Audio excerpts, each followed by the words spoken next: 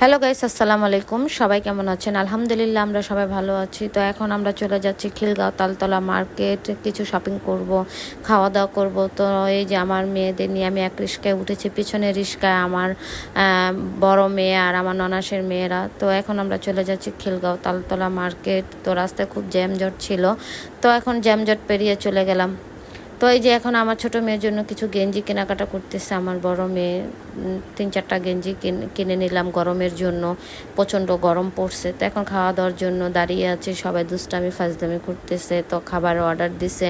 তো বাইরে খাওয়া দাওয়া করার মজাই আলাদা। তো এই যে এখন চিকেন আর চিকেন পাকোড়া, তো এগুলো অর্ডার দিয়েছে। আসলে আমি এখানে কখনো যাইনি, প্রথম গিয়েছি। আমার ননাসের মেয়েরা অনেকবার গিয়েছে।